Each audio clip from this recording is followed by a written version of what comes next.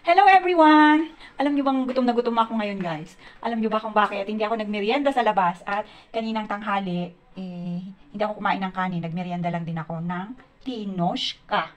Alam niyo na yun. Para yun siyang shake. Parang shake yun. Oh, ganda. Oo, sarap.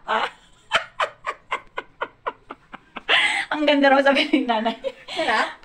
Masarap yun ay matamis. Yun yung mga paborito kong pagkain. Yun yung mga paborito kong pagkain guys. Kaya kahit na hindi ako kumain ng kanin, basta makakain lang ako noon. Nagpabili lang po kasi ako kanina sa ka-opisina ko guys kasi nga sobrang init. At tinatamad na po akong lumabas. Kaya yun.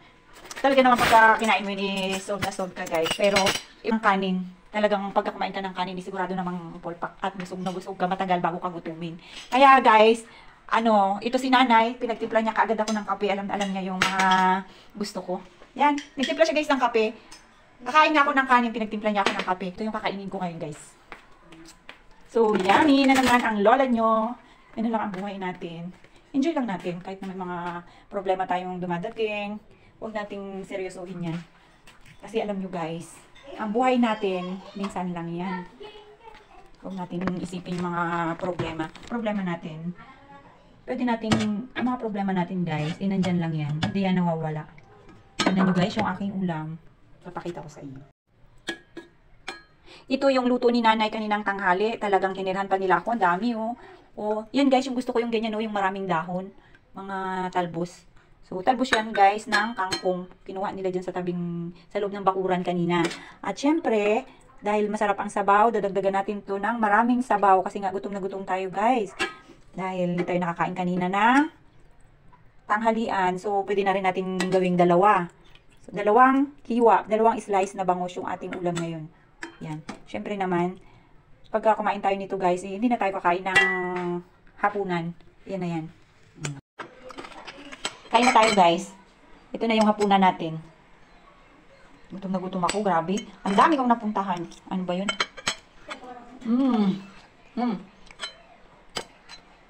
Hindi alam ni nanay kung saan ako pumunta. Ay, hindi pala ito talbos ng Hindi pala ito guys, talbos ng kangkong. Talbos ng kamote ito. Buti na lang. May mga tanim dyan sa bakuran guys. May pa rin. May talbos pa rin. Kasi, every morning, lagi siyang dinibiligan ni nanay. Buti na nga lang guys. Laki pasalamat ko may kasama ako dito sa bahay.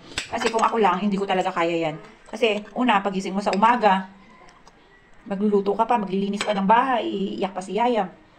Kaya hindi ko kaya. Yummy. Sarap. Ito talaga yung gusto ko dito sa bangus guys. Pagka ang luto nito ay ganito, sinigang. Kasi, alam niyo kung bakit. Malasa siya. Kasi nga lang, pagka kakain tayo nito, iingat-ingat kasi maraming tinik. Ang sarap. Ito yung gusto kong isigang. Unlike sa ibang isda.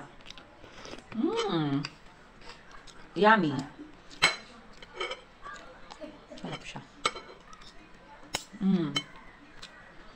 Gutom na gutom ako guys kasi kanina nag-drive ako sa matamis.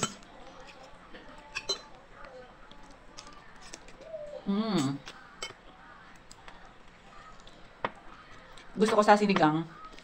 Guys, gusto ko sa sinigang pagka nagluluto ng sinigang yan maraming gulay. Kasi halos lahat ng na nilalagay sa sinigang na gulay, kinakain ko yan. Ako na lang nakakaubos. Pero alam nyo guys, dami sa isla, bibihira yung mga gulay. Totoo lang. Bihira. Kaya pag doon ka ma-assign, sigurado, pagbaba mo dito sa mainland, talagang mamimiss mo. Kaya pag doon ka ma-assign guys sa isla, sigurado, mamimiss mo. Kaya, kung halimbawa na ma-assign ka sa, kung ma-assign sa isla guys, dapat may mga bit-bit na rin ng mga gulay, di ba? Galing doon sa mainland. Pero naman, madaling malanta. Yummy! Yummy, yummy! Alam nyo ba guys, kaninang umaga, nagre-relax pa ako at kita nyo naman, nagpapakute-cute pa ako niyan sa camera guys dahil nga gumagawa pa ako ng reels. Hindi ko inisip guys na mag-i-eat na pala. My God, nakita ko siya guys, late na ako dahil nga meron palang message na meron pala kaming accounting. So, saka pa ako nagdali-dali guys. Talagang, after ko nga po palang mabasa ang message na meron kaming accounting, ang bilis ko guys, naligo na ako at maya konti after kong magbihis, dire-diretso na ako doon sa opisina. At yun nga guys, nakahabol nga po pala ako sa accounting. Pero yun nga lang, pagtingin ko, mali na naman ang aking uniform. So, balik na naman yan talaga yung napapala ng nawawala sa sarili. Pero guys, nakahabol pa rin ako kahit pa paano. After nga po, nagpaalam ako para pumunta dito sa City Hall. Yung pala guys, meron pala akong aasikasuhin. Buti na nga lang, maaga pa. At inisip ko kaagad guys na madaling matapos ito dahil kukunti lang yung mga tao dito sa loob. So, ang ganda-ganda ng upo ko dito guys. Napansin ko magti 10 o'clock na. Sabi ko, my God, parang hindi pala umuusad ito yung pila dito. Yung pala guys, yung mga inaasikaso ng mga empleyado or yung mga employee na nakaupo dyan guys. O, pansin nyo, di ba? May mga nakaupo. Sobrang kapal pa pala ng mga papel na kanilang pinaprocess. Ibig sabihin guys, yung pala yung mga papel na yun, mga dati pa na tinatapos pa nila. So, inisip ko nga guys, kung antayin ko talagang malilate na talaga ako. At umalis na nga lang po ako dahil iniisip ko na mukhang hindi rin matatapos kung aantayin ko at uupo lang ako dun guys at masasayang yung aking oras. So, ang ginawa ko guys, para ma-manage ko yung aking oras at matapos ko yung mga gagawin, pumunta po muna ako dito sa sister-in-law ko guys, sa asawa ng kapatid ko. At syempre, kukuha tayo ng kayamanan nila. Charot, yun nga po pala yung aking pamangkin, bunsong anak nila ng kapatid ko guys. At dito po yan, binigyan tayo ng allowance ng sister-in-law ko guys. Joke, charot. Yan ay pambayad natin doon sa ating mga lalakarin ngayon sa City Hall. At doon na rin sa bangko guys dahil alam niyo naman mayroon tayong mga transaksyon na kailangang tapusin. Nakita ko nga guys dalawa lang pala sila dito ng bunso dahil ang anak nila ng kapatid ko guys is 3. So yung isa is high school na at yung isa is elementary pa. Siguro nasa school kaya wala sila ngayon dahil nga may pasok na ngayon guys. Tapos na ang holiday at yan. Oh, super cute ng kanilang baby. Babae rin yan siya guys. Alam niyo guys yung technique talaga pag gusto niyo matapos kaagad yung transaction niyo at maraming pinupuntahan. Ayan, magmotor tayo para bukod sa tipid sa gasolina ay talagang mapabilis ang ating mga pupuntahan, yung ating mga gagawin. Ganun talaga guys pagka gahol tayo sa oras palagi. At gahol na rin sa pera, kailangan na rin nating magtipid-tipid sa pamasahe. Kailangan natin matutong magmotor guys para naman kahit papaano, kahit saan natin gusto pumunta makakapunta tayo na hindi tayo palaging nag-aarkila sa tricycle dahil mahal na ngayon ang pag-aarkila sa mga tricycle. Kailangan ko talaga meron kang sarili mong sasakyan. Guys, alam nyo ba yung area ng kapatid ko na ito, dito po ito sa Barangay Bangkaw-Bangkaw. Malapit po ito sa Camellia Homes. So malayo na siya guys, 'di ba? Kung mapapansin niyo, dati kasi guys, pag pupunta ka dito, ang hirap halos marating dahil nga arap road, pero ngayon ang bilis-bilis na anytime na gusto mo pumunta, andyan ka kaagad. At super ganda na ng daan dahil nga sementado na. And after ko nga po doon guys pumunta, nagdiretso na ako doon sa bangko kasi nga guys, marami pa akong gagawin kaya kailangan matapos ko ito. Actually, itong transaction ko na ito guys, halos super tagal ko nang inaantay. Taon na siya guys. At akala ko nga wala nang pag-asa dahil lagi po ako nagpa-follow up, lagi naiisip kasi ang inisip ko guys kasi sayang yung pagod, oras, tapos walang mararating or wala rin palang mapupuntahan yung mga nagastos ko. At syempre, pagod na rin natin guys, pero laking pasalamat ko na rin. At yun nga po, nung nag-follow up ako kay ma'am, biglang sabi niya, punta raw po ako dito sa bank at nag-schedule nga po. At syempre, pasalamat na rin po ako kay God kahit na super tagal, meron pa rin pag-asa pala guys. At may yun nga nagka-resulta na, salamat, thank God. At kahit pa paano dinidinig niya pa rin yung ating dasal, talagang hindi pa rin tayo pinababayaan ni God. Yun nga po guys ang sinasabi ko, minsan talagang dadating at dadating sa buhay natin yung akala natin ilugmok na tayo, wala nang pag-asa, yung mga problema ba natin guys, talagang ganun ang buhay, no? Pero pagka sinabayan natin ng gawa, ng dasal, hindi tayo pababayaan ni God guys. Talagang kailangan magtiyaga lang tayo, magantay tayo kasi hindi lahat ng gustuhin natin agad-agad nandyan, hindi lahat ng gustuhin natin isang magic lang guys, di ba? Kailangan nating pagpaguran, kailangan nating magtiis para magkaroon din tayo ng reward bandang huli. Kaya yung mga may problema dyan, yung mga akala nyo down na kayo, pray lang po tayo at syempre sabayan natin ng gawa guys. Ganun lang ang buhay natin. Minsan inasa itaas, minsan inasa ibaba guys. Kaya yan na, unti-unti na lumiliwanag yung ating mga dinadasal kay God at talagang answered prayer na. Alam niyo ba guys, ang usapan talaga namin ni ma'am na schedule ko is 9 o'clock. So, dumating ako guys, mag-11 o'clock na. And then, nag-message siya sa akin, sabi niya, 11 o'clock meron siyang meeting. So, akala ko hindi na ako makakaabot sa kanya guys. Hindi ko na siya maabutan yung pala pagdating ko doon. Meron pa po siyang kausap. And then, after noon, sakto naman guys, at na-entertain niya pa rin tayo. Akala ko nga wala siya doon dahil nga wala yung sasakyan niya sa labas. Pero, ayun, okay na rin sa wakas at natapos na natin, wala na tayong isip-isipin. Alam niyo kasi guys, pagka ganyan na maraming problema, marami akong iniisip. Kahit na nakapikit ako, talagang iniisip ko pa rin yan. Kasi nga gusto ko guys, masettle na para syempre nakakahiya din sa mga taong kausap ko. Alam niyo naman yun, di ba? Pagka ganun, pagka halimbawa may mga problema tayo at may mga tao tayong involved na kinakausap, dapat di ba? Parang nakakahiya kasi guys pagka nag-promise tayo or may mga usapan kayong ganun-ganun tapos hindi nyo natupad, talagang nakakahiya kasi mawawalan sila ng parang tiwala kasi guys, ganun. Kaya minsan ako pagka ganun, pumapalpak din talaga ako guys. Ako na lang yung nahihiya sa totoo lang. Kahit na gustuhin ko man na maayos ka agad kung ano man yung mga pinag-usapan namin, pero talagang may time rin talaga na pumapalpak. Ganun talaga yun guys, ganun ang buhay natin. Nandito nga po pala ako sa opisina namin guys. Galing po ako doon sa kabilang building. Alam niyo po ba na super init, pero dahil nga wala akong payong, hindi natin kailangan na magpayong guys kasi nga super lapit lang din yung mga building na yan, ang mga nilalakad-lakaran natin. Kailangan lang natin silong-silong lang tayo sa mga malililim na pwede nating daanan. At syempre guys, sanay na rin tayo dyan dahil pinagdaanan na natin ang aming mga malulupit na training at sanay na sanay tayo dyan sa initan guys. At ngayon syempre nasa actual na tayo, kunting arte-arte rin, konti. Pero ang totoo, yakang-yakan natin yan. Guys, after nga po dito sa office, nagdiretso po ako doon sa Robinsons. Alam niyo po ba kung bakit? Kasi nga guys, ilang araw ko nang iniisip kasi nga malapit na naman yung eleksyon. Ang gusto ko po talaga talagang makaboto ako doon sa aming barangay. Kasi nga guys, alam niyo naman ako, para na rin akong NPA, lipat-lipat ako ng tirahan guys. Pero ngayon dito na naman tayo sa Siksikan. So gusto ko makaboto po ako. Kung saan ako nakatira, gusto ko doon din ako boboto. So ang ginawa ko guys, dahil nga dito sila, yung mga taga-Comelec dito ngayon sa Robinsons, kasi nakaraan galing tayo ng Coliseum. Pero guys, wala tayong naabutan doon dahil nga barangay-barangay po pala sila. So, yun ang kanilang strategy para lahat ng tao maka-register, makaboto, or maka-transfer. Basta lahat ng guys, transaksyon sa Comelec, yun, sama na nila. So, nung time na yun, nasa San Rafael sila. So, ang sabi nga nila guys, yung taga rito sa Puerto Princesa, may schedule daw po ngayong week.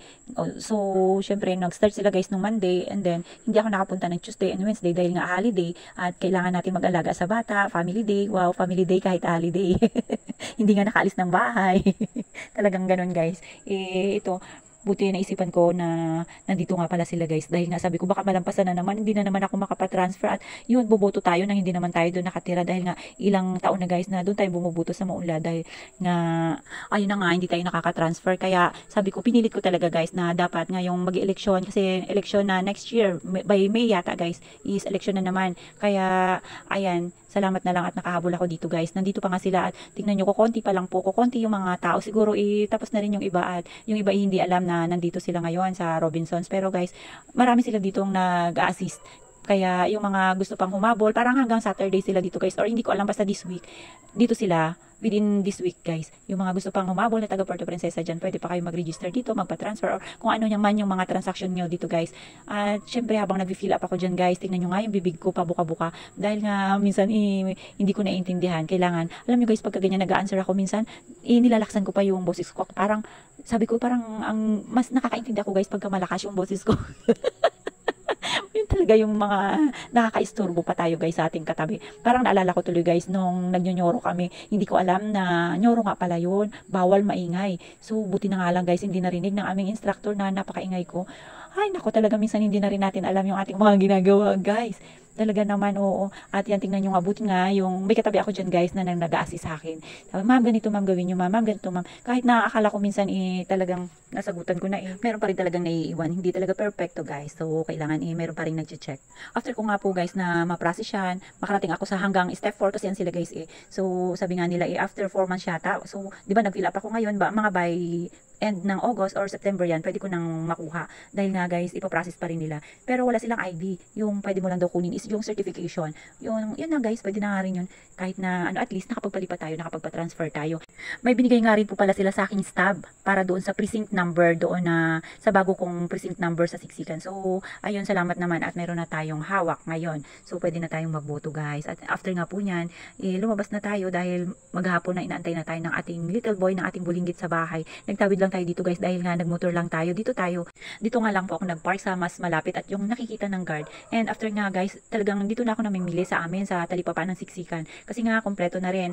Unlike doon, pero guys, mas maganda rin mamili doon sa bayan. Kaya lang malayo. Kasi yun guys, yung doon sa bayan, yung palengke sa bayan, yun yung old market na talagang kompleto at saka mura yung mga bilihin doon. Pero dito sa amin, ang mura dito guys, yung mga isda, gulay, yun, ganun. Kasi nga malapit dito sa mga farmer dahil dito talaga guys yung area ng mga bilihan ng mga gulay dahil masisipag yung mga tao dito at medyo malalawak pa yung mga taniman kaya ayun dito yung mas maraming gulay guys. And pagdating naman sa isda, dito yung bagsakan dahil nga pagka galing doon sa south, idadaan dito sa amin or mas malapit din guys kasi nga yung dagat malapit din dito banda sa amin kaya yun talagang dito yung bagsakan ng isda, gulay guys. And pagdating naman sa karne, yan, may mga karne rin dyan guys pero iisnabin muna natin yan ngayon dahil nga umiiwas tayo sa sakit guys.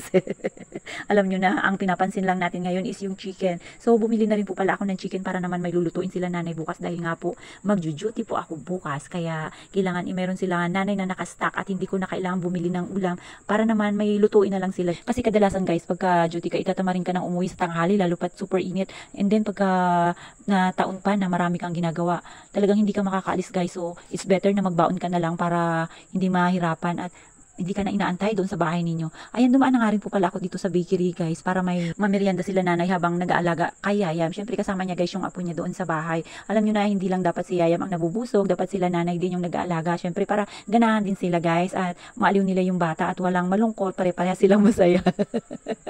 Dumaan din po pala ako dito guys sa pa-Gcash dahil nga magbabayad tayo ng ating PLDT. Kailangan tuloy-tuloy yung ating internet. Baka malungkot bigla itong si Yayam pagka nawala ng panunuurin sa TV guys sa YouTube. Dahil nga guys, nagkakagulo yan at hindi mapalagay pagka walang pinapanood sa TV. So, paano ba yan guys? Hanggang dito lang po muna ang aking video. Sana po nag-enjoy kayo sa panonood. Sana po huwag kayong magsasawa. God bless po sa lahat. Bye-bye!